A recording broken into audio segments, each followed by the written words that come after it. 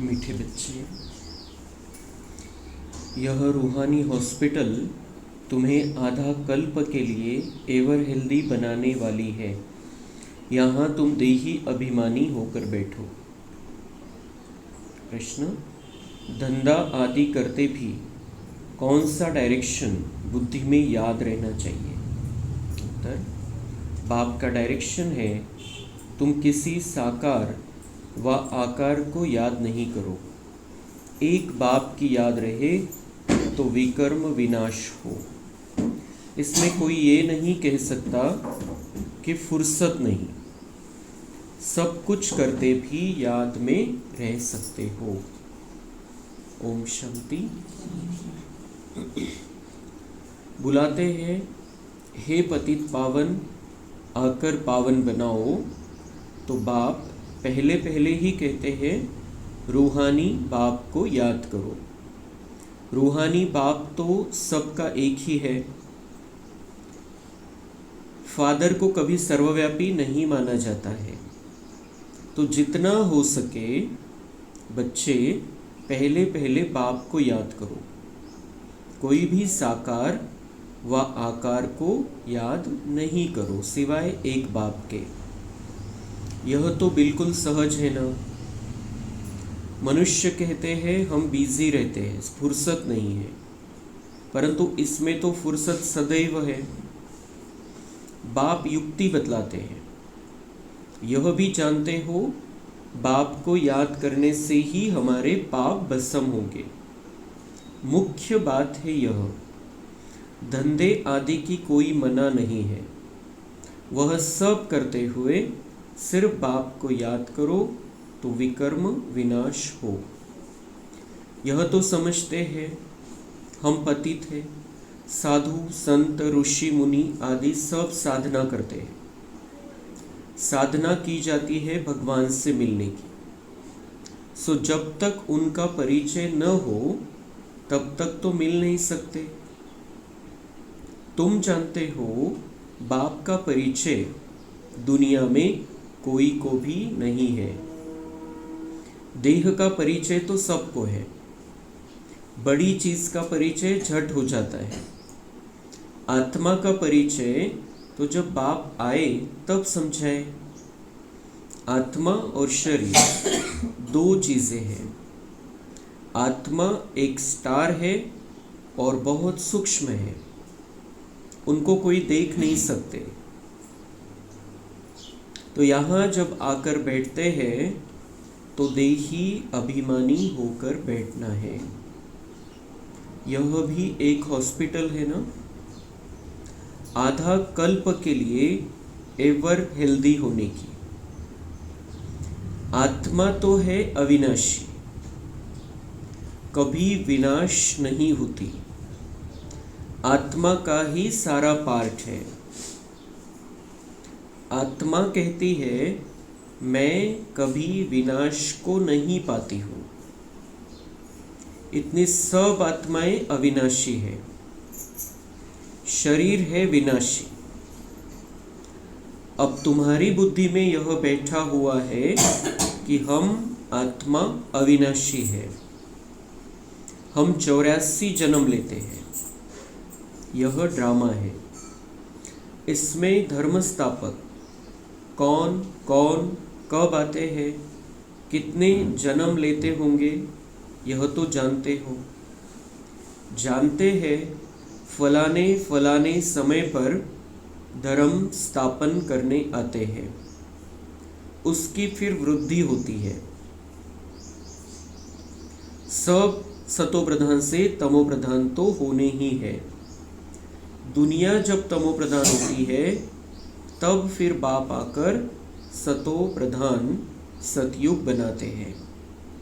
अभी तुम बच्चे जानते हो हम भारतवासी ही फिर नई दुनिया में आकर राज्य करेंगे और कोई धर्म नहीं होगा।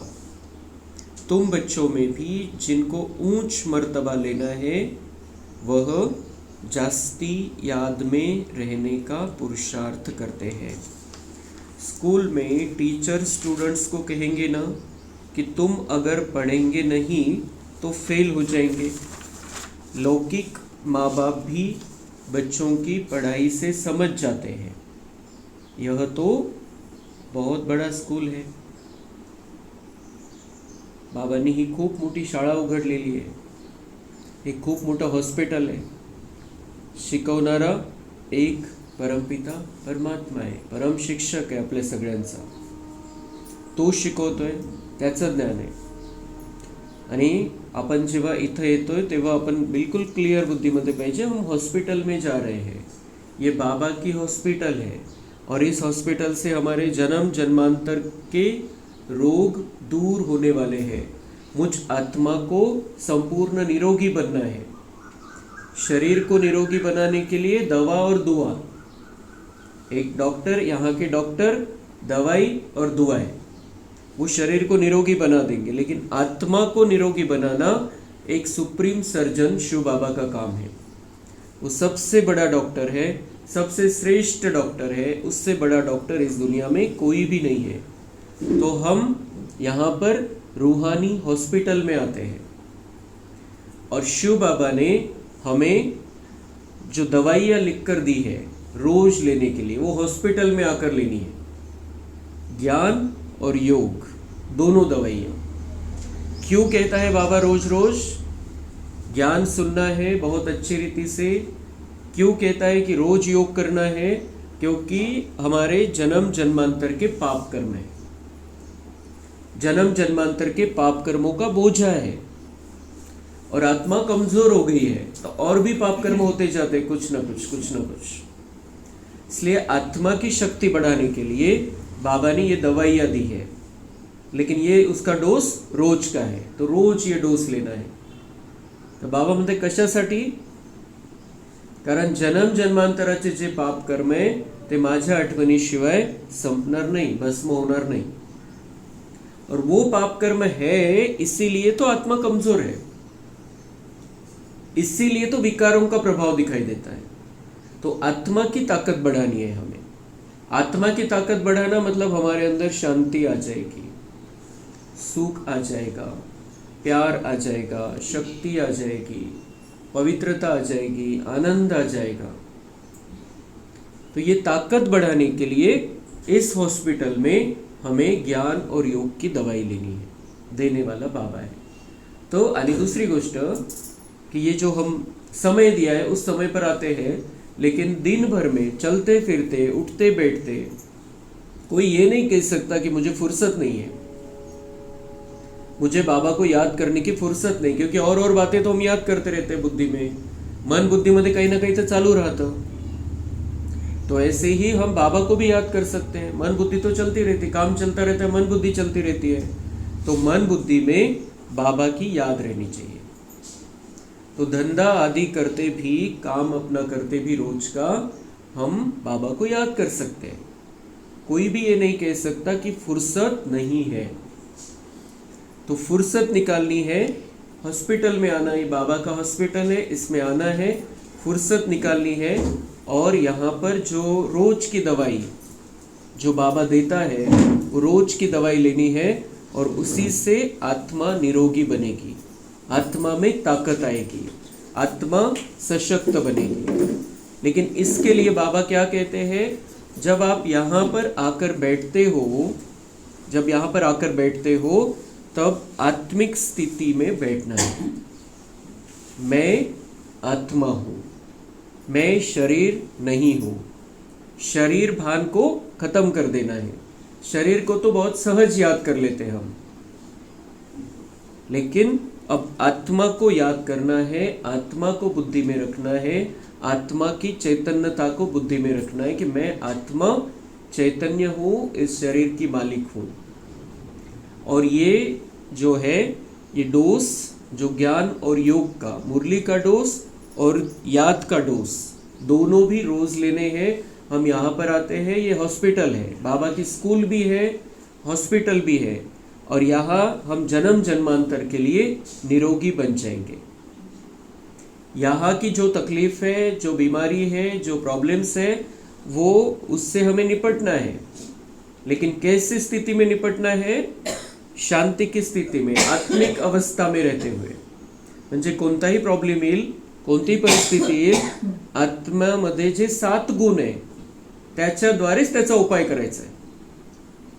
विकारांची कुठली पद्धत नाही वापरायची कोणत्याही प्रॉब्लेम मधून मुक्त होण्यासाठी, कारण आत्मा कमजोर होत जाते आतल्या आत. जितना हम शांति में रहेंगे ताकत बढ़ेगी, जितना हम ज्ञान युक्त रहेंगे हमारी ताकत बढ़ेगी, जितना हम पवित्र रहेंगे हमारी ताकत बढ़ेगी, जितना हम गुस्से में रहेंगे, जितना टेंशन में रहेंगे, उतनी आत्मा की ताकत घटेगी. इसलिए रोज रोज बाबा समझाता है आत्म अभिमानी बनो, अपने आप को आत्मा समझो. आप आत्मा हो, चैतन्य सितारे हो. बहुत सुंदर चमकता हुआ सितारा अंदर बैठा है, ये ऊपर का कवर है, तो अपने आप को उस स्थिति में रखना है.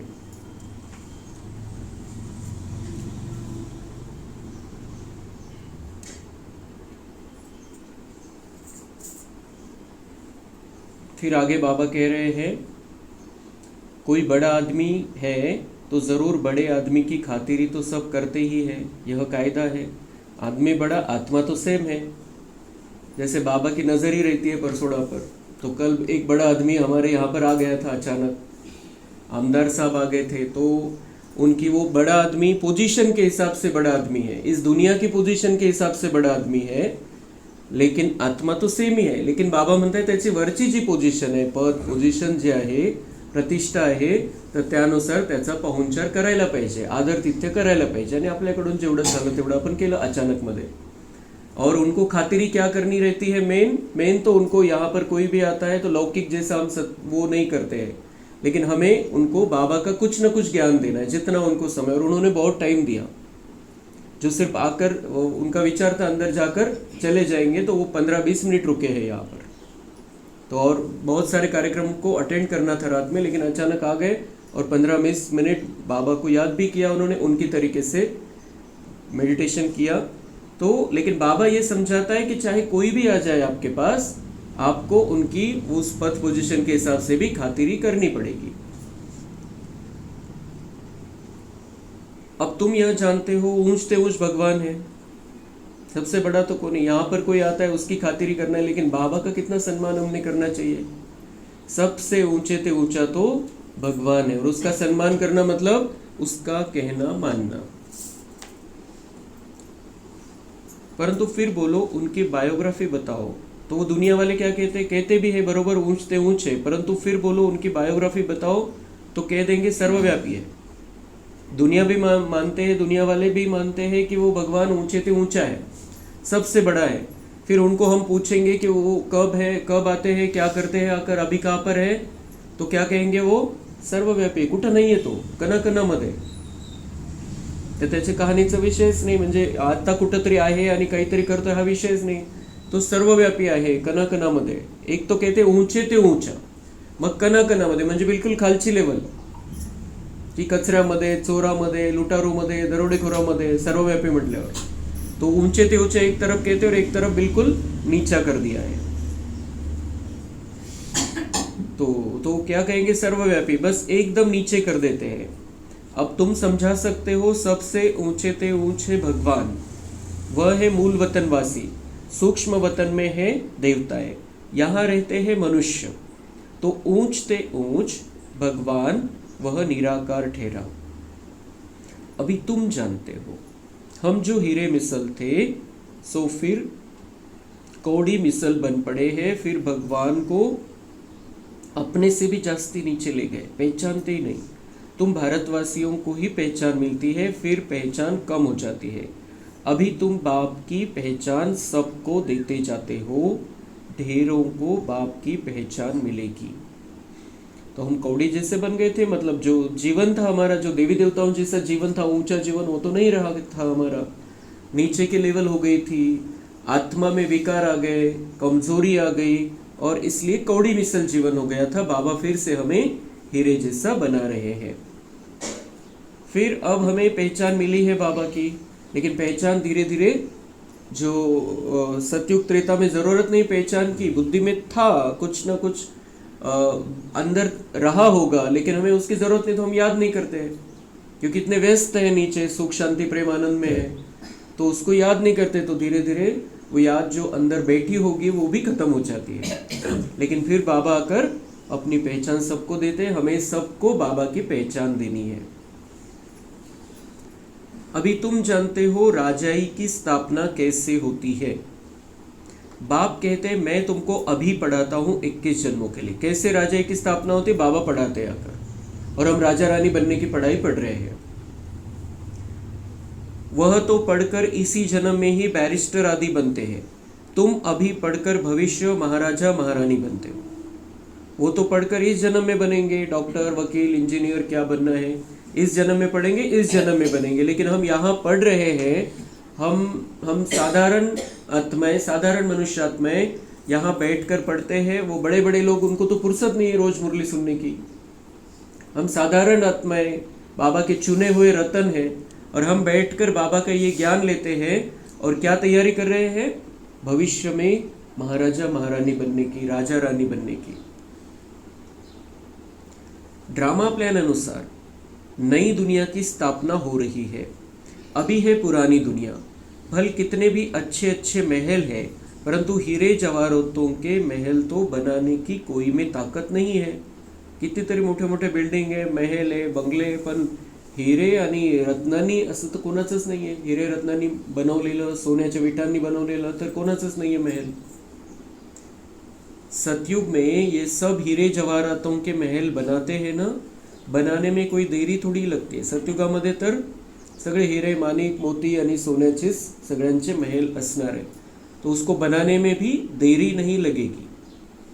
यहाँ भी अर्थक्वेक आदि होती है तो बहुत कारीगर लगा देते हैं, 1-2 वर्ष में सारा शहर खड़ा कर देते। इथं पण काय होतं या दुनियेमध्ये पण, एखाद्या ठिकाणी भूकंप झाला तर जास्तीत जास्त कारागिरांकडून काम घेतलं जातं आणि ते शहर पुन्हा नवं बनवलं जातं, नव्याने बसवलं जातं। तो बाबा म्हणते यहाँ पर भी वो करते हैं, जल्दी जल्दी फटाफट फटाफट नया बना देते हैं। नई दिल्ली बनाने में 8-10 वर्ष लगे, परंतु यहाँ के लेबर और वहाँ के लेबर्स में तो फरक रहता है ना। इथं जे कारीगर आहे त्यांच्यामध्ये आणि सतयुगातल्या कारीगरमध्ये तो फरक राहील। इथं इतकं फास्ट बनवताय तर तिथं किती फास्ट बनेल मग।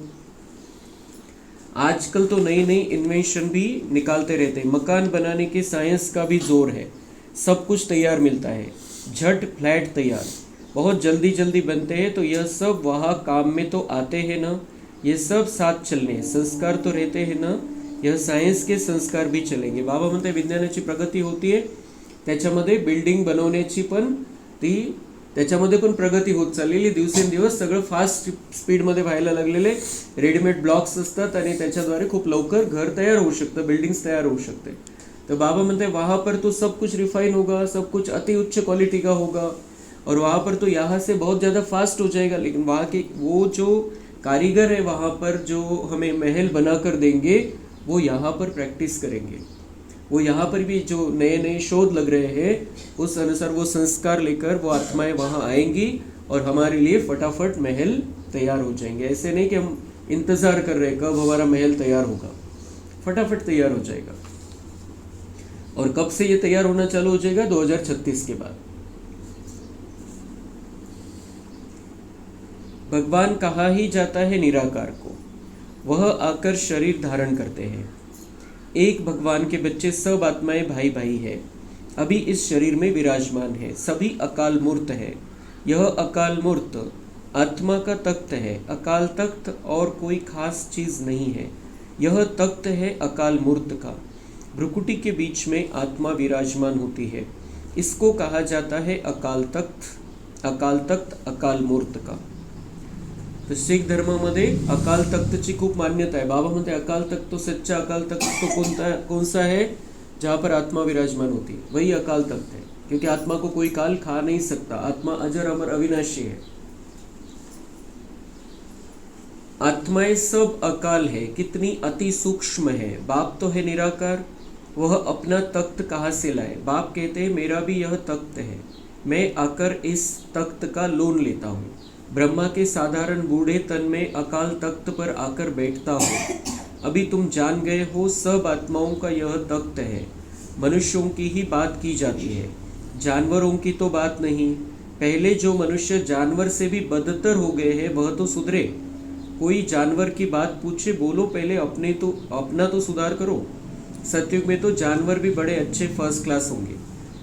तर बाबा म्हणतात अनेकांचे प्रश्न असतात की ये तो मनुष्य सृष्टि को सुधारने के लिए बाबा आया है, मनुष्यों को देवता बनाने के लिए आया, फिर जानवरों का क्या होगा. तर बाबा म्हणतात त्यांना सांगा की तुम्ही स्वतःला तो सुधरवा पहिले. जानवर से भी स्थिति बदतर हो गई है, अपने आप को तो मनुष्य बनाओ, फिर मनुष्य से देवता बनेंगे और जानवर तो ऑटोमेटिक हमारा प्रभाव उन पर पड़ेगा और वो बहुत अच्छे हो जाएंगे. और सतयुग में जो अच्छे अच्छे जानवर है वही रहेंगे और जिन जानवरों में अच्छी क्वालिटी होती है वही रहेंगे. दूसरे कोई जानवर तो वहाँ रहने वाले नहीं. कोई कीचड़ पट्टी सतयुग में नहीं है. बाप बच्चों को कितना प्यार से समझाते हैं. बच्चे बहुत बहुत मीठे बनो. कितना प्यार से बाबा समझाते. नहीं तो वो तो गुस्से में बोलता था, समझत नहीं तुम्हाला, अक्कल नहीं है, ऐसे नहीं बोलता है. वो प्यार से समझाता है, बच्चे बहुत बहुत मीठे बनो. मिठास कम हो गई है, मीठे बनो. मुख से सदैव रत्न निकलते रहे. मुख से सदैव रत्न निकलते रहने चाहिए. मतलब अच्छी बातें ही बोलनी है मुख से. तुम हो रूप बसंत, तुम्हारे मुख से पत्थर नहीं निकलने चाहिए. एकही चुकीचा शब्द, खराब शब्द कोणत्याही कारणामुळे आपल्या मुखातून निघाला नहीं पाहिजे. हमें अपने मुख को मुख कमल बनाना है. सिर्फ अच्छी बातें इस मुख से निकालनी है, ज्ञान की बातें इस मुख से निकालनी है. आत्मा की ही महिमा होती है. तुम समझते हो हम भी पहले कुछ नहीं जानते थे, अभी कितनी बुद्धि खुली है. तुम कोई भी मंदिर में जाएंगे समझेंगे यह तो ऐसे चित्र है, 10 भुजाओं वाला, हाथी की सूंड वाला कोई चित्र होता है क्या. यह सब है भक्ति मार्ग की सामग्री. हमें सारा सच पता चल गया है. वास्तव में भक्ति होनी चाहिए एक शिव बाबा की जो सबका सदगति दाता है. और एक वास्तव में हम एक की ही भक्ति करने वाली आत्माएं हैं. हमने द्वापर से शुरुआत की है शिव के भक्ति की और हम बहुत जन्मों तक शिव के ही भक्त रहे होंगे. लेकिन बाद में फिर हमने लक्ष्मी नारायण फिर अनेक देवी देवताओं की, हम पूज्य से पुजारी बन गए और सभी देवताओं की पूजा करने लग गए. लेकिन अगर पूजा करनी ही है तो एक की होनी चाहिए थी, वो ठीक थी द्वापर में. तुम्हारी बुद्धि में है यह लक्ष्मी नारायण भी 84 जन्म लेते हैं, फिर ऊंच से ऊंच बाप ही आकर सबको सदगति देते हैं. लक्ष्मी नारायण को भी सदगती देने वाला शिव बाबा आहे. सगळ्यांचं कल्याण करणारा शिव बाबा आहे. सगळ्यात मोठ्यात मोठे देवी देवता लक्ष्मी नारायण आहे. त्यांचंही कल्याण शिव बाबा करतो, तर बाकी सगळ्यांचा तर प्रश्नच नाही. सगळ्या साधू संतांसहित, धर्मस्थापकांसहित, जे धर्मात्मा महात्मा जे कोणी आहे सगळ्यांचं कल्याण करणारा, सगळ्या मनुष्यात्म्यांचं कल्याण करणारा एक शिव बाबा आहे. आणि आपण त्याचे झालेले, हम उसके बच्चे बन गए. उनसे बड़ा कोई है नहीं. यह ज्ञान की बातें तुम्हारे में भी नंबरवार धारण कर सकते हैं. धारणा नहीं कर सकते तो बाकी क्या काम के. कई तो अंधों की लाठी बनने के बदले अंधे बन जाते हैं. गौ जो दूध नहीं देती तो उसे पिंजरपुर में रखते हैं. यह भी ज्ञान का दूध नहीं दे सकते हैं. बहुत है जो कुछ पुरुषार्थ नहीं करते. बाबा बहुत प्यार से समझा रहा है. उसके ये जो समझा रहा है उसमें बहुत प्यार भरा है कि बच्चों अभी आप समझ रहे हो, आप ज्ञान को धारण करो बहुत अच्छी रीति से, दूसरों को समझाओ. गाय काय असतं जी दूध देत नाही, दूध देणारी गाय नाही, तिला कुठे ठेवलं जातं, पांजरपोळ बनवलेले असतात आणि तिथं ठेवतात. ज्या दूध देत नाही, ज्या वृद्ध झालेले आहे आणि ज्या बीमार आहे अशांना ते पांजरपोळमध्ये ठेवलं जातं. बाबा म्हणता है ऐसा तुम्हें कभी भी अपने आप को बूढ़ा भी नहीं समझना है और कभी भी ऐसे रोगग्रस्त है इस स्थिति में रहकर ऐसा नहीं कि ज्ञान देना ही नहीं है, किसी को वाइब्रेशन देने नहीं है, सकाश देनी नहीं है. बाबा म्हणता है आप ऐसे नहीं बनो जैसे उन गायों को रखा जाता है उधर कि कुछ काम के नहीं. ऐसा नहीं. हम हर एक बाबा के बच्चे की जिम्मेदारी है, हमें ज्ञान को सुनना है, बहुत अच्छी रीति से समझना है, धारण करना है और दूसरों को समझाना है. हमें अंधों की लाठी बनना है, खुद अंधा नहीं बनना है. अभी बाबा ने हमें बिल्कुल ज्ञान नेत्र दे दिया है. हम अंधे थे, भक्ति मार्ग में अंधे थे. बाबा ने अब हमारी सच्ची ज्ञान की आँख खोल दी है, तीसरी आँख हमें दे दी है. तो अब हमें अंधा बनना नहीं, मतलब विकारों के वश होकर कुछ नहीं करना है. अब ज्ञान युक्त होकर सतो प्रधान स्थिति में ही बोलना है, बात करनी है, समझाना है, समझना है, बहुत अच्छी रीति से कर्म करने हैं, विचार करना है, हमारे वाइब्रेशन वैसे ही होने चाहिए, अंधा नहीं बनना है। बाबा ने 2 बातें बता दी कि अभी वो उस गाय जैसा नहीं बनना है, कुछ काम की नहीं ऐसा नहीं बनना है, और दूसरा कि अंधों की लाठी बनना है, खुद अंधा नहीं बनना है। मतलब 7 गुणों सहित हमें अपने इस जीवन में चलना है। विकारों का इतना सा भी प्रभाव हमारे ऊपर नहीं होना चाहिए। अगर किस लिए समझा रहा है, अगर देवता बनना है तो, अगर राजा रानी बनना है तो, प्रजा के लिए कुछ नहीं है, फिर प्रजा में जाके नौकर चाकर भी बन सकते हैं।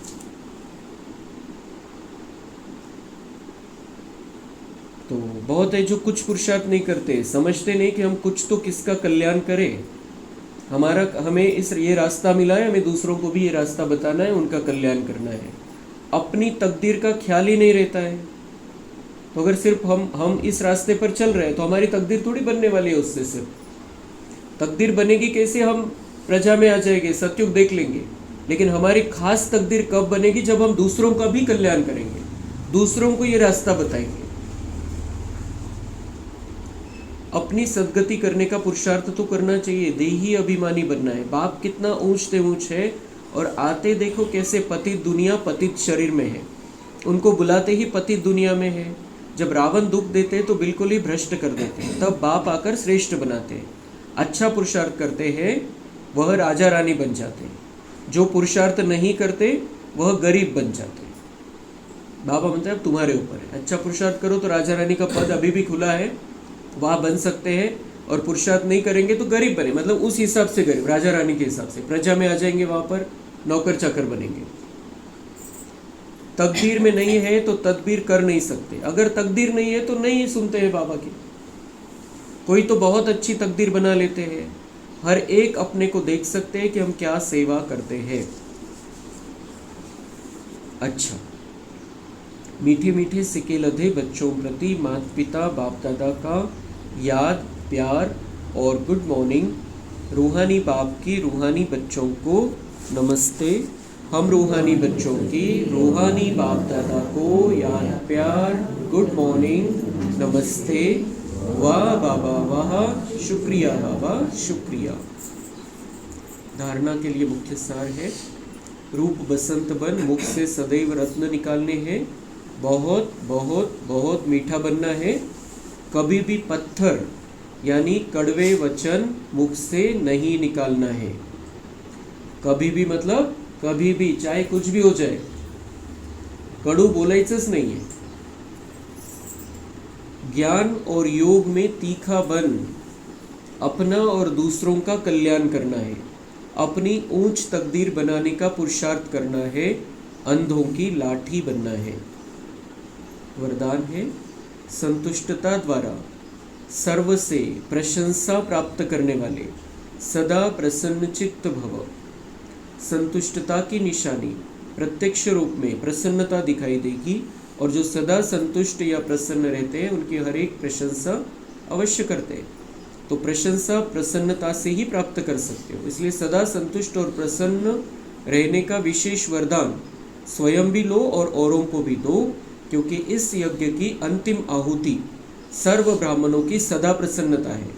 जब सभी सदा प्रसन्न रहेंगे तब प्रत्यक्षता का आवाज गूंजेगा, अर्थात विजय का झंडा लहराएगा।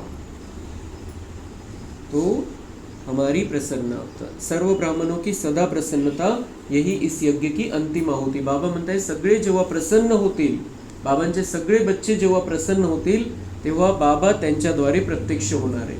तो हमारी सबसे पहली जिम्मेदारी अभी प्रसन्न रहने की, क्योंकि हमें अपने द्वारा बाबा को प्रत्यक्ष करना है। बाबा को प्रत्यक्ष क्यों करना है? क्योंकि वो भी बाबा के बन जाए, उनका कुछ ना कुछ कल्याण तो हो जाए। और अगर हम भगवान मिलने के बाद भी प्रसन्न नहीं रह सकते हैं, उदासी निराशा वो चेहरे पर अगर दिखाई देती है, तो कौन मानेगा हमको भगवान मिला है?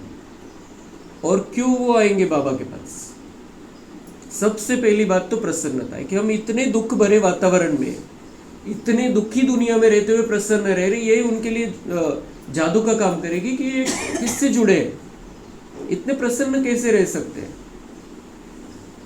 तो बाबा कह रहे हैं कि प्रशंसा चाहिए, प्रशंसा मिल जाएगी वो तो ऑटोमेटिक है, लेकिन प्रसन्नता जरूरी है, हमें भगवान को प्रत्यक्ष करना है। स्लोगन डायमंड बन, डायमंड बनने का मैसेज देना ही डायमंड जुबली मनाना है। कोई भी जुबली मनाना है, डायमंड जुबली 50 वर्ष 75 वर्ष हो गए, अभी 89 वर्ष हो गए, ये मनाना है, लेकिन बाबा म्हणता है की त्याच्यासाठी काय, डायमंड बनकर डायमंड बनने का मेसेज दो, तुम्ही हिऱ्यासारखे बना आणि हिऱ्यासारखं बनायचा संदेश सगळ्यांना द्या, हे खरं मनवणं आहे। तो हमें भी शिवरात्रि मनाना है, तो कैसे मनाना है, हमें भी हीरे जैसा बन जाना है और दूसरों को भी हीरे जैसा बनने का मार्ग दिखाना है। अव्यक्त इशारे आज का पॉइंट है, एकांत प्रिय बनो, एकता और एकाग्रता को अपनाओ। एकांतवासी बनना अर्थात चारों ओर के वाइब्रेशन से परे चले जाना।